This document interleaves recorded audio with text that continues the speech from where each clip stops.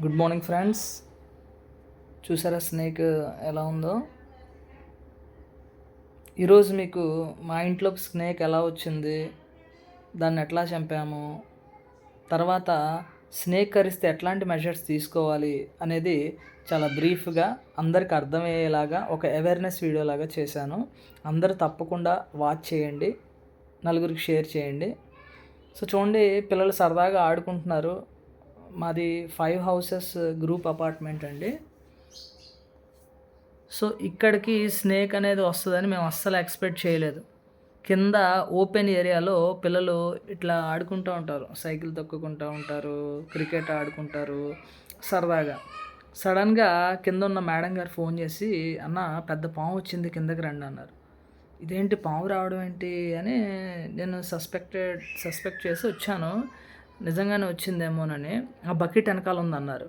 ఎవరికీ కనిపించట్లా. సరేలే అని గోడెక్కి ధైర్యం చేసి కెమెరా ఆన్ చేసి అలా ఫోన్ పెట్టి చూసారా ఎలా ఉందో ప్రశాంతంగా. మాకు గుండె గాబరా అయిపోయింది దెబ్బకి ఆ సైజు చూసి. చాలా పెద్ద పాము అది.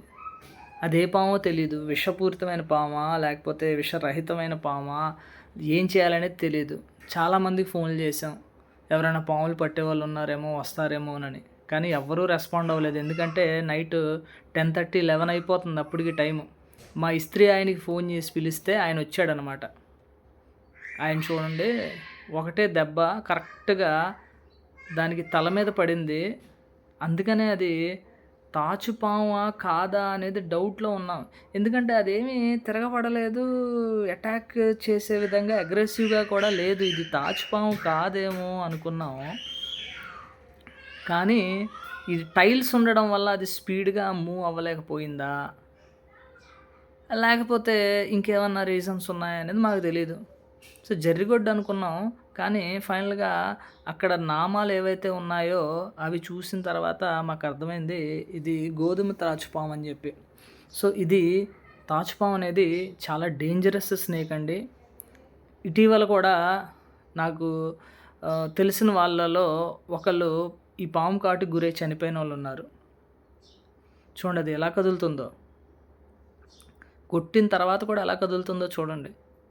దాని సైజ్ చూడండి ఎంత ఉందో.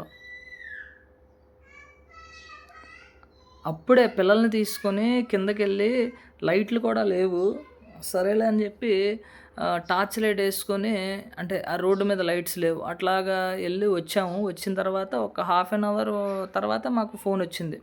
నిజంగా చాలా డేంజర్ అనేది తప్పిందండి మాకు. మనం అపార్ట్మెంట్లో ఉన్నా ఎక్కడున్నా కానీ ఈరోజు స్నేక్స్ అనేవి కామన్ అయిపోయినాయి. చాలా జాగ్రత్తగా ఉండాలి. ఎవరు కూడా అశ్రద్ధగా ఉండకూడదండి. ఎందుకంటే వాషింగ్ మిషన్స్లో, బైక్స్లో, కార్స్లో ఇట్లా దాక్కొని మనం చాలా రోజుల తర్వాత వస్తాం, అవి అక్కడే ఉంటాయి. చూడండి, దాని తల మీద కూడా ఎందుకు రిస్క్ చేయడం అని కొడుతున్నాం. యాక్చువల్గా పాముని చంపే ఇంటెన్షన్ అయితే మాకు లేదు. ఆ పాము ఎవరన్నా పట్టే తీసుకెళ్తారేమో అనుకున్నాం, కానీ ఎవ్వరు రాలేదు. అలా అని చెప్పి దాన్ని అక్కడ వదిలేసి ప్రశాంతంగా మేము పడుకోలేము. కానీ తప్పని పరిస్థితిలో దాన్ని చంపాల్సి వచ్చింది. దాని తల కూడా అట్లాగా చిత్తు చేసేసినా కూడా అది చూడండి ఎలా కదులుతుందో.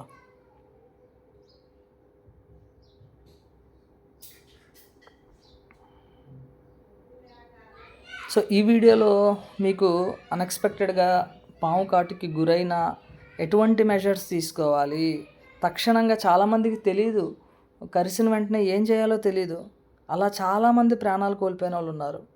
కాబట్టి పిల్లలందరికీ అవేర్నెస్ కోసం ఈ వీడియో అనేది తయారు చేయడం జరిగింది. కాబట్టి తప్పకుండా లాస్ట్ వరకు వీడియో వాచ్ చేయండి, స్కిప్ చేయకుండా చూడండి. మీకు అంతా ఇన్ఫర్మేషన్ ఇస్తాను. సో మనకి పాముల్లో మన ఇండియాలో మనకి 3 విషపూరితమైన పాములు ఉన్నాయండి. 3. సో ఈ 3 కరిస్తేనే మనకి ఏదన్నా ప్రాణాపాయం వస్తుంది. మిగతా పాములు కరవడం వల్ల మ్యాక్సిమం ప్రాణాపాయం అనేది ఉండదు.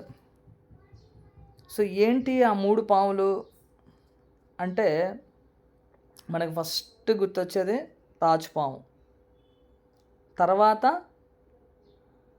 రక్తపింజర చూస్తున్నారు కదా, మూడోది వచ్చేసి కట్లపాము.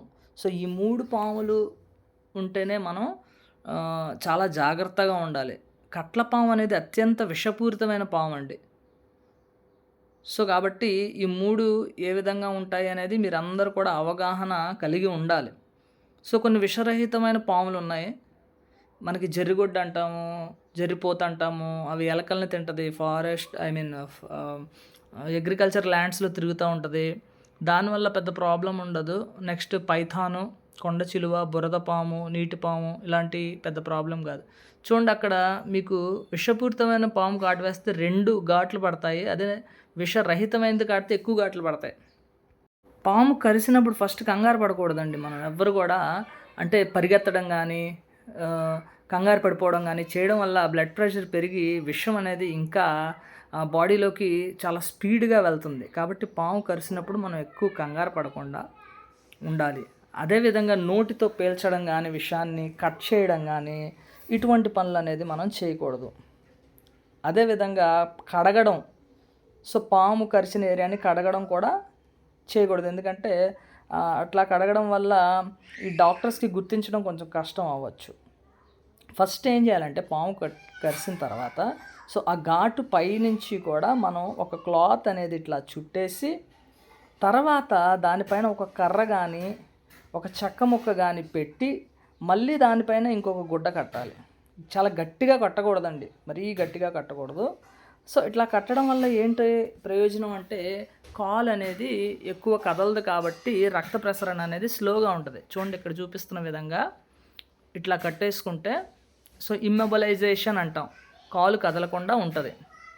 పసరు అప్లై చేయడం కానీ లేకపోతే ఆకులు ఇట్లాంటివి చేసి మన టైం అనేది వేస్ట్ చేసుకోకూడదు. గోల్డెన్ అవర్లో వెంటనే అంబులెన్స్కి కానీ ఫోన్ చేయడం, లేకపోతే వెహికల్లో కానీ హాస్పిటల్కి వెళ్ళాలి. సో మనం వెహికల్ ఎక్కిన తర్వాత పడుకొని లెఫ్ట్ సైడ్కి పడుకొని ఉండడం వల్ల మనకి డేంజర్ అనేది కొంతవరకు తగ్గుతుంది. సో హాస్పిటల్కి రీచ్ అయిన వెంటనే మనకి ఏ పాము కరిసింది అనేది వాళ్ళకి ఒక ఫోటో కానీ లేకపోతే ఒక ఆనవాళ్ళు కానీ చెప్తే వాళ్ళకి ఒక ఐడియా వస్తుంది. వాళ్ళు ఇమీడియట్గా మీకు యాంటీవెనమ్ థెరపీ అనేది ఇచ్చి మీకు కొన్ని జాగ్రత్తలు చెప్తారు. సో ఈ విధంగా చేయడం వల్ల మనం 99% సేఫ్గా ఉంటాం. ఇండియాలో ఏటా 58,000 కేసులు నమోదవుతున్నాయండి, మరణాలు నమోదవుతున్నాయి పాము కాటు వల్ల. కాబట్టి ఈ వీడియో చూసి అందరూ అవేర్నెస్ తెచ్చుకుంటారని చెప్పి చేస్తున్నాను. మీకు మరిన్ని ఇన్ఫర్మేటివ్ అండ్ నాలెడ్జ్ వీడియోస్ కోసం మాస్టర్ మైండ్స్ ఛానల్ని లైక్ చేయండి, షేర్ చేయండి మరియు సబ్స్క్రైబ్ చేయండి. Thank you for watching.